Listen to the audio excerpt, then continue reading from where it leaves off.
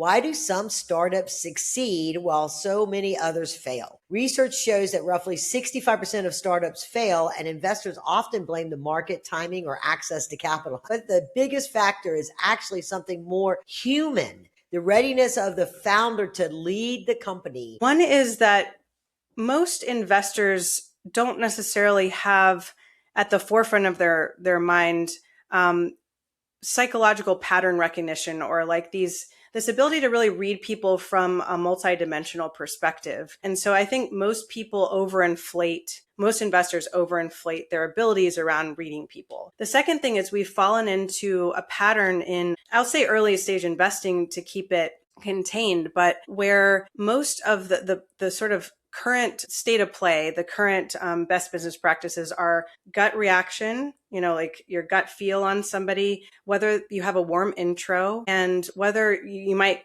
reference check them. And his ego would not let them do that, and Absolutely. And, that closed door after door after door. But, he was so obviously not of the right personality and framework and methodology that it was easy for them to not even start due diligence on this. Take what the wise have got to impart. These are the principles of the game. The Compassionate Capitalist Show empowers entrepreneurs and investors alike to create wealth with passion and purpose. Join Karen Rands, a best-selling author, for insights on angel investing, crowdfunding, business growth, and wealth creation. As a seasoned entrepreneur and investor herself, Karen engages in dynamic conversations with industry leaders, successful entrepreneurs, seasoned angel investors, and venture capitalists as they share their proven strategies and lessons learned. Once you listen, you will understand why this podcast is ranked in the top 2.5% globally. Subscribe and share and be a catalyst for the Compassionate Capitalist movement. There's no giving up and no going back, and you must keep an open mind. And you try your best just to leave your tracks and to not fall too far behind. Welcome to the Compassionate Capitalist Show, where we explore how investing in entrepreneurs creates wealth and impact. Today, we're tackling a question that every investor and entrepreneur wants answered. Why do some startups succeed while so many others fail? Research shows that roughly 65% of startups fail, and investors often blame the market, timing, or access to capital. I know I do that. That's one of my premises. But there's more to it. It's what the biggest factor is actually something more human: the readiness of the founder to lead the company. And this is the other thing. We talk a lot about, coachability and the difference in characteristics of somebody that is a startup that becomes, and how do they transition to be the CEO versus the founder that can, spin lots of plates, right? So, those are all these, the question is, an entrepreneur born or bred, all that kind of stuff, right? But my guest today, Logan Yonavjak. Second one, you got it. Yeah. Has built her career around studying exactly that. Her company she's the CEO and founder of Founder Readiness Institute. And the domain, you're going to get this again, and it's in the show notes, is founderready.io. This is where she helps investors better evaluate the leadership and adaptability and decision-making capacity of founders. She has worked in early stage and impact investing, helped direct tens of millions of dollars toward companies solving real problems, and developed research-based framework that helps investors understand what actually drives startup success. Logan, welcome to the Compassionate Capitalist Show. We're live, everybody. Thanks, Karen. Thank you so much for having me. Well, you already teed up so many great points. I can talk a little bit about myself and how I arrived here, just to kind of so people can get to know me a little bit. Yeah, I'd love to, because that's all. We always like to start with a story, because that's how, everybody has a story, right? And most people, they do focus on a business idea or the funding strategy as the main thing. But with all the years that you've spent studying human factors behind this, what led you to start focusing on founder capability and leadership readiness? Yeah, well, I think for this audience, I'll tailor my background, because you have a compassionate capitalist as your tagline. I've been in the impact investing world most of my career. And I started out thinking a lot about nature. From my perspective, I wanted to see landscapes conserved. I wanted to see agriculture and forest land, working lands, conserved and sustainably managed. And so I directed my career into investment funds and business models that would actually drive capital to solve that problem. And however, in high school and whatnot, I had a profound interest in psychology and almost became a therapist, but decided not to. So that was kind of holding that in the back of my mind. And as I went through my career and just worked on numerous teams, had a bunch of managers, directed people, led people myself, founded one of the first company I founded, I realized that most of the time, the reason that things weren't happening that could lead to innovation or to better business outcomes was actually because of the people. And so I really think the impact investing space is missing the leadership component, the people side of it. We talk a lot about impact outcomes around communities, but we don't necessarily talk about the people running the businesses or the people running the financial services firms or the investment funds. So I just found that there was really a lot of misguided leadership and team dynamics that really were dysfunctional. And so in 2024, I was sort of recalibrating myself and trying to think like, what problems can I solve that are meaningful? Because I'm, moving along in my career.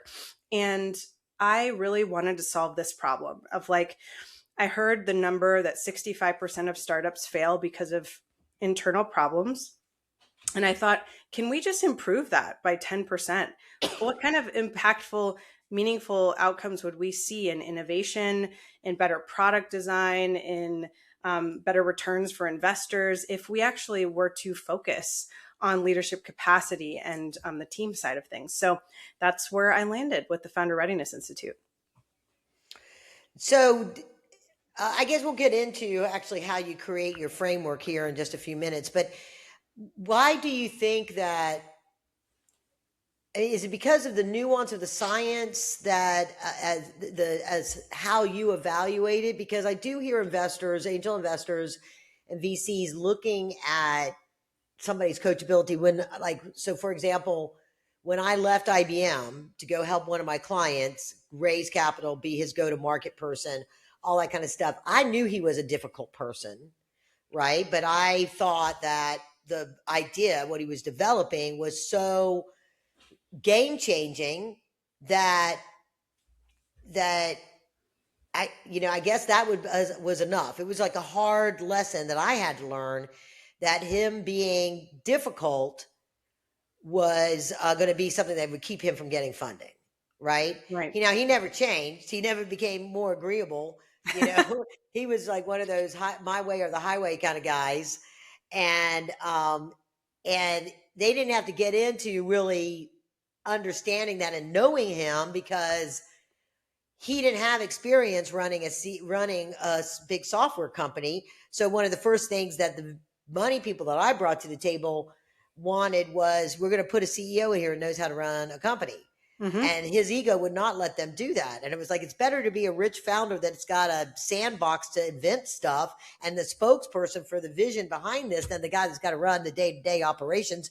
Why do you have to hold on to that title, And Absolutely. And, that closed door after door after door. But, he was so obviously not of the right personality and framework and methodology that it was easy for them to not even start due diligence on this, right? So, how, like, I think one of the things that we had talked about in our prior conversation was that you can't really, people can put up a facade or play the game of being a certain way, and then hide their real characteristics or their real triggers or whatever kinds of stuff. So what do you see? Why do you see investors missing this when evaluating founders? How do they miss that? as Yeah. being something where people, what takes it to be a great founder that gets out of the gate are different characteristics of a person that can scale a company. Yeah. Well, I have a couple thoughts on that, and I've thought deeply about it. So I appreciate you asking. One is that most investors don't necessarily have at the forefront of their mind um, psychological pattern recognition, or like this ability to really read people from a multidimensional perspective.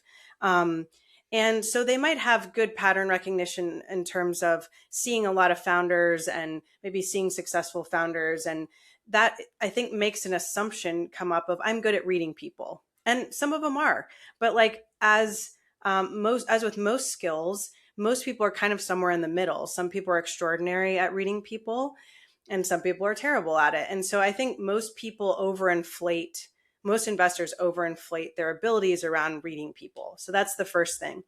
The second thing is we've fallen into a pattern in, I'll say early stage investing to keep it contained, but where most of the sort of current state of play, the current best business practices are gut reaction, like your gut feel on somebody, whether you have a warm intro, and whether you might reference check them. And so that's taking us somewhere. I mean, it's valuable information. You certainly don't want to not pay attention to those things, but I don't think many investors are thinking about how there are people analytics, or there are ways to embed additional information about a person into their decision making. So that's essentially what we're doing. We've taken the best of the research. We've digested thousands of research papers and come down to 300 that have something to do with positive correlations with startup outcomes. So we looked at leadership traits, we call them constructs. We looked at 6 categories that directionally and materially positively impact a startup's outcome. And so that's coachability and identity flexibility, whether someone's good at pivoting, their relational intelligence. I won't go through all of them, but one of the things you're pointing to in your example is probably someone's low on their coachability and identity flexibility. So they're very wedded to their way of doing things, their identity around being a founder. There's a lot of things baked in there, but we're able to assess where someone's at in their development of their ability to be more objective, to be more coachable, and to change identity when necessary, and depending on the needs of the situation. So that's just one example. Yeah. So, one of the things we also has become really apparent in sort of the buckets, if you will, of what gets funded. All right. And that is the bias in venture investing that investors bring to the table, that they unconsciously, I mean, sometimes consciously, but usually unconsciously, filter whatever business they're looking at through that. And I think some of the stuff you might have talked about is like the halo bias, pattern matching, educational pedigree, Yeah. what other investors has already backed it. This is really common if a company, the narrow gauntlet of angel investor to VC is that, like I found when I was running my angel group, there's only so many slots that month. And you kind of screen based on what you think your group is going to be interested in, because you want to try to make sure that there's a match and companies can get funded. And so, company number 5 that didn't get in, let's say, isn't a bad company. It just wasn't a fit for that, necessarily, right? I mean, it could have 7 great companies and then you have to decide which 4 get to have a time slot. And then the other 3 aren't bad, but they start to get, like, the other angel groups will be like, oh, they didn't pitch there. How come they didn't pitch? You know what I mean? Yeah. Whereas if they pitch, they're like, oh, they must be better because they pitch this other group, right? of a founder, or this happens all the time. Like certain companies get selected in the ecosystem and then they get elevated, and then everyone wants to get a piece of them because they've been that's the recognized in that way. effect, right? So So how does that, and even with the racial and gender bias that seems to exist, how, by running through your filter, does the way that you work on this and this readiness aspect, if a which does it benefit? The investor that says, I want to make sure that I'm getting sort of the purest type of founder that can start and scale. And I want to make sure I'm not bringing, or my team or my screening process isn't bringing any of this bias in, or is does it also benefit the founder that knows they need to overcome a bias, and so they can pattern themselves to sort of either fit the bias like that? Does it work both sides of the street? Well, I mean, I would say that in an ideal world, we would just be having more people selected to run companies that were ready, so that their leadership capacity was at a point where they could hold a lot of complexity, work really well under pressure, relate to people well, hold a team dynamic functionally so people were operating at their best selves, able to pivot. I mean, those are things that ideally an investor would be getting a dashboard, and they would see rankings of the founders without their name, gender, race, any Yeah. of that stuff, and age, anything. They would just see what is the score of this person's leadership capacity, and then they can do deeper analysis. I'm not saying you won't know who the person is at some point, but why don't we start with more objective criteria Yeah. and then see how your gut feel or other approaches like match up to where that founder ranked. I just can imagine a world where that's more of the industry standard. And I think you can point to your LPs and say, we run a more unbiased approach to how we select our founders and founding team. I think there's also a lot of interesting dimensions for the founders themselves in preparing to, with our tools and coaching potentially to prepare for investment. But, our real lever that we're really trying to pull here is for the investor community to make more unbiased decisions, and hopefully better decisions that lead to more companies making it, because we want to see that. We all want to see that.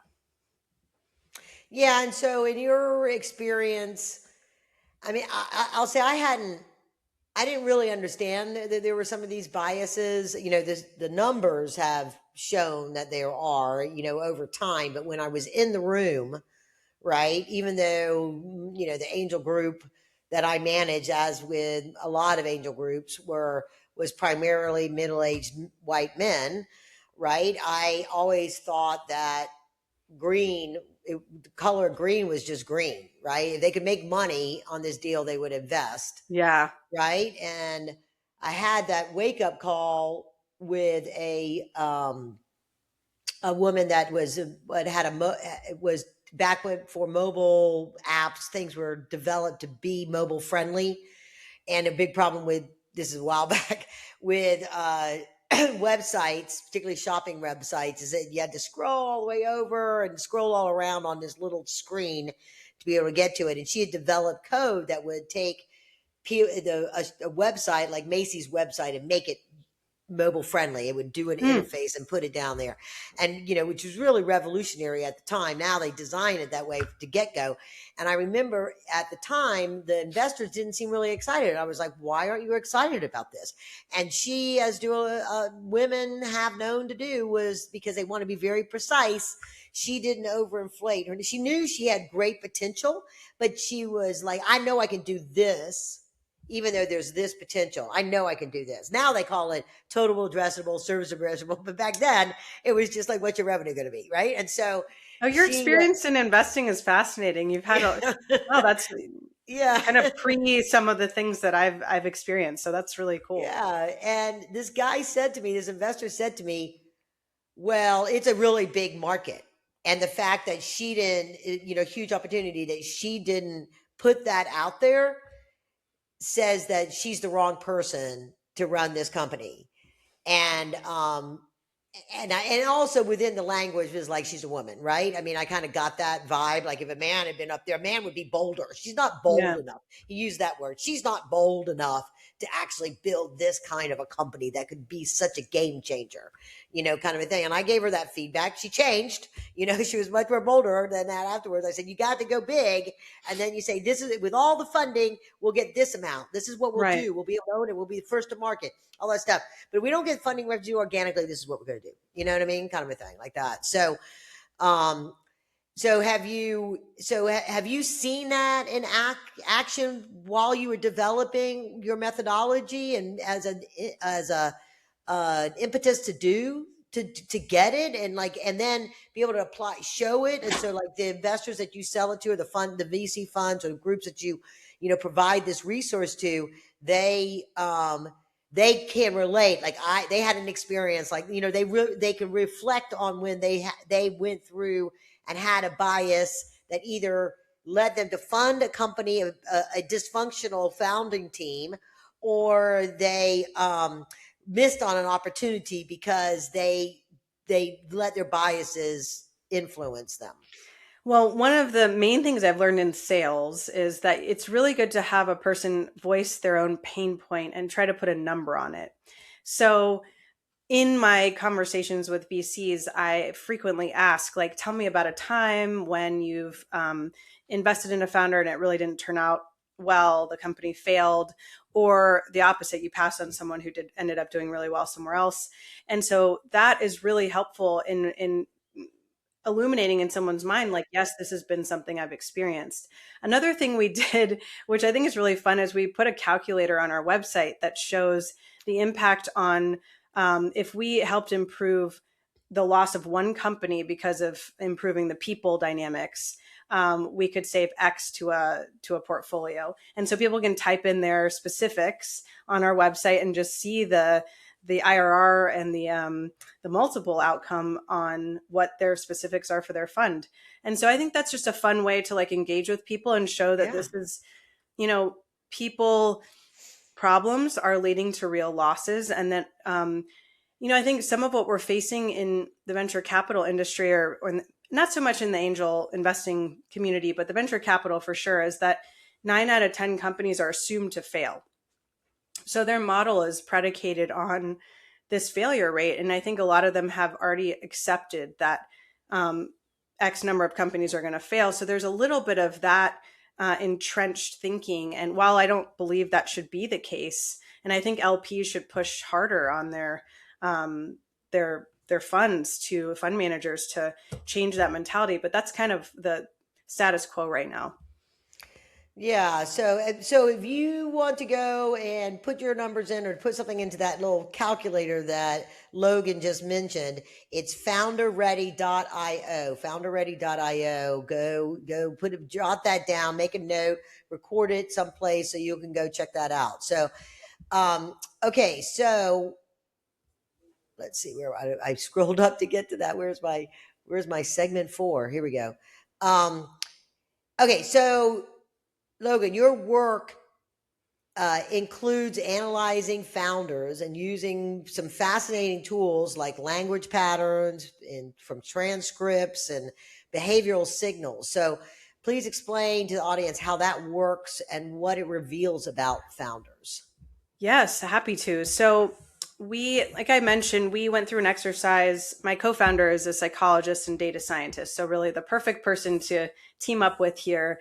He studied a body of psychological research called adult vertical development theory for most of his career. And so most of what we've built is based on a body of work. And so from the research articles and whatnot, we selected these 6 core areas of focus that I mentioned earlier: strategic complexity, coachability and identity flexibility, relational intelligence. And so what we do is we can do 2 things. You can take a formal assessment. You can sit down for 45 minutes and talk into a camera, and we ask you these specific questions and you talk, and then we give you your results. Or we can actually take presentation transcripts or talks that you've given, anything where you call recordings, anything where you've been speaking and we can identify you, we can do the same analysis essentially. And so there's two pathways to giving us the information we need to do our analysis. Two pathways, meaning interviewing and filling out the form? I'm sorry, I didn't. Oh, yeah. There's two Yeah, pathways. One is we can take existing transcript data from talks you've given or presentations or calls, or you can sit down and do a formal, you can sit down and actually take our assessment, which is about 45 minutes. I see. So, so what, like, can you share anything in particular that becomes a signal that says this founder is coachable or not coachable? Yeah. They are adaptable. They're able to pivot when things get difficult. They're able to, the leadership of being able to cultivate the best in others, or how people, people want to follow them versus, I remember back in the old days that I had, you had like what it was now I can't even remember it. I was coming to me, but it's like where there's the type A personality that's like, you got to do it this way, and their intimidation is their style versus the kind of leader that inspires. So intimidation versus inspire. Yeah. So is there certain triggers? Is it words? Is it tone? Is it like a repeat of certain concepts or uses? Sure. So we're looking for a number of things. I mean, I can dive, it gets quite complex, but in terms of the analysis, but what we're really looking for is how someone's describing themselves and experiences they've had. We look at the sentence structure of like how they're forming their sentences and what that implies about these different areas that I mentioned. So to give one concrete example, we look at, someone who is lower on the coachability front is likely to be very self-focused and a little bit more defensive in how they talk about feedback, and again, we're asking certain questions, so we're getting people to answer. So they're likely to think in the perspective of like, this impacts me, and a bit more on the defensive side. And as you evolve and get higher up on the coachability and identity flexibility, you're actually referencing like up to 8, 9, 10 different perspectives. So you're able to say, well, so-and-so said this, and then I got this information point from that place. And so you can kind of see that someone's holding a collection of perspectives objectively, and they're not getting offended or taking it personally that when someone gives them feedback, they're able to kind of juggle and say, well, this is part of a system, and I'm really just at one node in this system. And so we can pull out patterns like that in how you describe yourself and answer the questions and tell stories. Yeah. So another concept that you talk about is this founder investor alignment. So, and when that alignment exists, it can dramatically improve outcomes on both sides. So a healthy alignment between founders and investors, what does that actually look like? Well, I think that there's a lot that obviously is happening in terms of negotiating equity and, whether an investor is strategic or whether they're passive, or, there's a lot of dimensions of the relationship that are happening already. Like that's part of the negotiation of like the mainstream founder investor alignment process. What I feel like is missing is a better understanding of one another and capacity. So when you're making a decision about a person based on a warm intro, a reference check, and maybe whether they did this before or your gut feel, you might be missing aspects. They're trying to present their best self to you. It's in the dating phase. Like, you might have 5 conversations, but you're still kind of in this honeymoon phase. And so what happens to this person, the founding team, when pressure hits and when things are really not going their way? How do you align the incentives of communication and understanding that will lead to a better outcome when the going gets rough? And so that's like one aspect of, I think, having a tool like this to have people better understand the person's capacity and where they're likely going to break down will immensely help communication and hopefully prevent companies from spinning out. Yeah, sure, sure. So, and where like do you see where do you see the biggest disconnects happen? Like, sort of, a lot of times it's in negotiations, but like you say, people could be in this sort of courtship phase, and particularly new founders, they don't know what they don't know.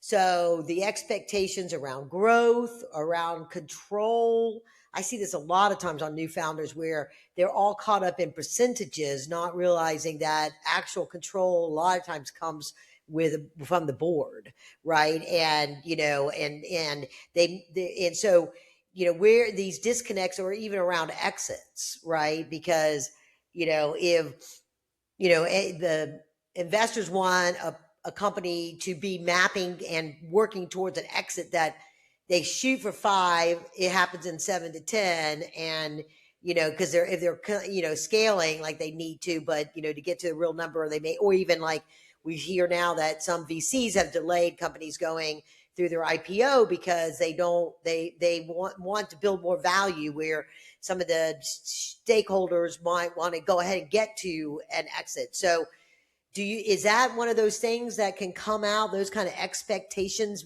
to avoid this disconnect through these types of patterns and things that you identify? Yeah, well, I think that example I just gave is really relevant to this too. I mean, if you're lower on the coachability and identity flexibility, we call it identity flexibility for a reason. When people are more evolved in this way, they tend to be less self-focused. They tend to be more flexible in how they show up to others and how they respond to feedback. They're just a more flexible system. And so if a company needs to spend more time building value versus exiting, I think that someone with a higher level of coachability will likely be more willing to look at the whole system and not be defensive about the direction it needs to go. Like, they're probably going to make a more informed and less defensive and more complicated assessment and decision on what needs to happen. So when you know that about someone up front, you can trust that, like, along the way things are going to change, but they're going to be more adaptable. Yeah. So now all of this works well, definitely on the venture capital side, because of there's a body of work that a founder has created that could be analyzed, even run through a filter before they've even been invited in, because there's going to be things that they've said and done, or they have that kind of resources, a venture capital firm, and even angel investor groups, that might be coming in with larger types of investments as a group to do something like this. But I think one of the things that we have sort of as an industry is so diverse founders tend to have raise more capital on crowdfunding platforms because of the obvious biases are not there, right? You don't have the pros and the cons of that I talk about with, the difference between crowdfunding investors and angel investors is that, crowdfunding investor, you can see a lot more companies that are doing something similar or in the same space because it's all just out there. Whereas when angel investors have a company go through an approval process, it's in their region, they don't really know that, over 2 states over, there might be looking at the similar deal because it really is private. There's nothing about it that's public. And so, on the flip side, as I was listening to you describe this, I said, so the very thing that makes crowdfunding a better platform for women and people of color, and then even and of course non-tech and other sectors that are harder for angel investors to get involved in, make it a good way to raise capital, or at least get through the proving ground so that you can raise the bigger capital from angel groups and stuff. Is there something that a person that is fairly new at investing might be thinking about? They're just doing crowdfund investing because they're not in an angel group, that they could look at, in the videos that they put up on these sites, in the way they answer Q&A on there, because they may not, one of the things about any of these online platforms is that you don't actually meet the company, right? And even when companies, all these there's a pitch event happening next week that, it's all virtual. So they're not actually, the traditional model of pitching to an angel group, shaking the hands, follow up, Right. that face-to-face stuff. It's less and less happening in this day and age. So what might be an indicator that they could, like, if these are the things, means that they do or don't have leadership maturity, or Just like things to look versus for. a resume, just a resume, or ability to recruit talent. I mean, ability to recruit talent is going to be pretty obvious, by the team that they've built. But are there any things that, like, you just knowing what you know, when you see something, or you see somebody, that you see a video, or you see somebody talking, or a CEO being interviewed about something that they're doing, you're going like, oh, there's the tell. There's a tell. Is there anything like that, or is it really just super science that you gotta Well, have a machine analyze it? we're actually running a study right now on all of the founders who've come out of Y Combinator and Techstars, and scraping all of the publicly available talks and transcripts that we can get from those founders. We'll anonymize it, and then we're going to look at leadership, like how it relates to the constructs we're measuring, because you can look at the success of those companies and then correlate it with constructs that we're measuring. And so I'll have a lot more information in terms of like a broad pattern soon. But I mean, I've done some angel investing. I've been in a lot of investing groups and heard tons of pitches. I think for me, we're getting a little bit off of like what we formally measure, but I think someone who's a good listener is a really important skill. Like if someone's actively listening, I think that they're likely more coachable. They're likely more willing to listen to customers. They've probably done customer discovery instead of just thinking they can sell. So that to me is like a pretty fundamental skill. So it's often the people who are not necessarily the most charismatic or verbose, but those who can like sit back, say their piece, and then listen, that I really pay attention to that as like a core aspect of predictive leadership. Yeah.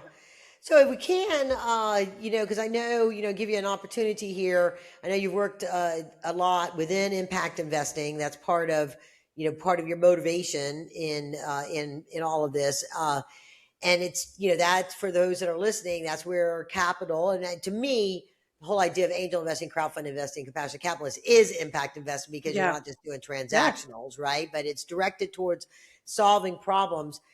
Where do you see the biggest opportunity today for investors that want both financial returns and meaningful impact? Is there a certain sector that you are looking at for yourself that you see, or is it just really just a personal choice that for people when they're thinking about what they want to have how they want to have their money have an impact? Well, I think in the early stage investing space, I just ran into a very interesting model called Angel Span / Legacy Capitalist. And Joe Milam is one of the foremost Sure. I know thinkers. Joe. Okay. So I love his model of, basically you don't know which companies are going to make it in the beginning. At the pre-seed and seed stage, we need to expand the number of companies we're investing in. I think a lot of funds make the mistake of just having a small number of investments are not enough. And then you need to do follow-ons. Like the follow-ons is where we're really seeing the value and the impact of those companies grow. And so I'm really excited about his thinking in this way, because I used to say, oh, well, it's maybe, pick a thesis or an area of impact you want to have, or maybe it's this particular region that you want to influence, or pick a theory of change. I think it's a combination of, for the venture industry, it's like what Joe's working on. And then on the people side, I think it's having a better sense of who you're investing in and their intent and who they are as a leader. And I think we've really overlooked both of those in the early stage investing in the impact space. Yeah. I was laughing there to Logan, because when we talked before, And I think I told you there's a guy that I want to connect you with. He's doing this stuff in venture capital. He's analyzing all these things, right? And that was Joe. I couldn't remember his Okay, name. that I was was trying to Joe. go back and like figure out and make the connections of how, because he was on my podcast way back, long time ago. Before COVID, I think. I mean, he was on there. I met, he was been connected with me on LinkedIn. We sat down when I was in Austin one time, and he told me what he was doing. And then when I started to, really build this compassionate capitalist movement, like a year ago, I reached back out to like say how is everything going, and how's your model going, and like is it something that's commercially available yet, and stuff like that. So small world we live That in is quite the sometimes. serendipity. I love that so much. Thank you for Well, mentioning that background, because I've been blown away by the research that underpins his model. He's coming from the public markets and porting over a lot of lessons learned and frameworks. So that's more of a structural answer to your question, but I do think in some cases we need better systems of evaluation, and better ways of thinking about making investments. And yeah. so So with right now, AI is all the buzz, is it a bubble, not a bubble, all this kind of stuff. And whatever, there's like, that's the thing, right? And as we talked about this, the lemming effect, you see, angels or more, private investors sort of make they all kind of like the big bat, they all kind of pivot towards one major hot sector, right? And somebody there's riches in the niches, right? So do you think, or is there possible that even though that's what you see in media, but in reality, is capital allocation becoming more values driven, where there's more investors or more people thoughtfully thinking about what problems are we solving? If I'm going to do an AI thing, I don't care if it's AI, but it's what's the problem that it's solving? Because it almost seems like, if it's AI, then, money just throws at it, versus like, oh, it's an AI that's actually solving a real problem, not just some kind of interface to do something, right? What are you seeing out there with all the folks that you talk to? I mean, I in many ways live in a bubble. I think that the investors I know care about impactful outcomes and positive outcomes. So it's hard for me to say. I haven't really studied the broader market numbers recently, but I will say the Global Impact Investing Network and the social, it's this ESG group that kind of looks broadly at the numbers. Every year they show a greater amount of capital being managed under some form of like socially responsible investing or impact investing. So I think that's translating to some degree in the AI space.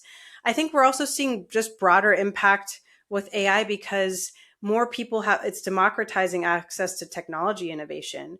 And so in some ways you need less capital to start a company, less labor than ever before. We can argue whether that's a good or bad thing. And so I think it's enabling a lot of people to experiment, which is a very positive thing in our society. And it gives people, it's this disruptive model that really, we'll see how it shakes out, because there's going to be a lot of companies that fail and models that fail. But I think we're in that phase right now where everyone's trying something. So Yeah. I think it's overall, we're in an more impactful phase of our economy than even in 5 years ago. It could very well be. I think you triggered a thought there for me, Logan, that we talk about like the equity crowdfunding as being this democratization of capital markets, because all kinds of anybody, regardless of their income, can invest in entrepreneurs. They just invest smaller amounts than say a traditional angel would invest. So it's that, but I think that AI, the technology that it brings, could very well be a democratization of innovation in a way, right? Ooh, I like that word. I Oh, like that good. word. I'm glad that. Democratization of innovation. Because like I just was thinking about, the acceleration of what I'm able to do with what I'm building with the compassionate capitalist movement, and this whole infrastructure of creating awareness at the grassroots level in a community, that you have the ability to invest in the business in your community and the startups that are starting in your community, and, come together as accredited adjacent and accredited investors. They can, all that, right? And one of the things in my first book, Inside Secrets to Angel Investing in the Resource Portal, this is what you did back then. I had a spreadsheet that was a tool to calculate how much could you afford to invest, to build a portfolio of 10 companies, and, grade yourself on what your knowledge was by different industries, so that you could use that as a filter to try to avoid emotional investing, because and balancing it out on, stage of company and type of offering. So you build a truly diverse portfolio, right? And so it's just a spreadsheet with some formulas that go to other spreadsheets, right? So put this in, and then it produces a thing. And like, my dream has been, I'm going to create a mobile app. So investors that go through the program and want to become part of a syndicate of investors that are investing this way, that can be compassionate capitalists, can get this app. And when they're sitting in a meeting or they're doing something, can just go like this. Oh, this company ranks as a 7. They're safe for me to go further and do due diligence. Hey, maybe I'll add their perspectives and their personality, their coachability, all that stuff in there. That too. would be amazing. I'd love to partner. And I was like, oh, when I have, 40, 50,000, a year ago, 100,000, right? You get getting smaller. And now, because of the AI things that I'm learning, I believe I can do that myself. Mm-hmm. Right? So I don't have to wait 2 years to then go do a wireframe and do all this stuff. I might have this thing out here in 2 months. Right. And so to me, that has been an incredible, I look at all the things that I want to build in my entire ecosystem. And I was talking to my AI tool that I use. I'm not going to secretly endorse any tool over the other, but I was like, and it was like, yeah, it was, because these AI things are all people pleasers, right? So they always stroke your ego. And it was like, you're not just, building a class, you're building a movement. It wasn't what it said like that, but it was like that. It was, you're a sector creator or something like that. It was saying all this kind of stuff. And it was comparing it. I had compared it to how real estate investing has evolved, and how, these different things. And it was like, and he says, yeah, and it will be 20 years. Like, I don't have 20 years. I don't have 20 years to do this. I need to do this in 3 years. Yeah. And it was like, oh, Karen, we can do that. Yay. Hey, if you're, in that, I think you bring up an important point. People have asked me, like, why don't I just talk to AI and have it assess my leadership capacity? Well, it hasn't been trained the way that we've trained it. And so you're probably going to get this, really enthusiastic, kind of biased feedback from the AI, because it's, for whatever reason, they've programmed them to be this way.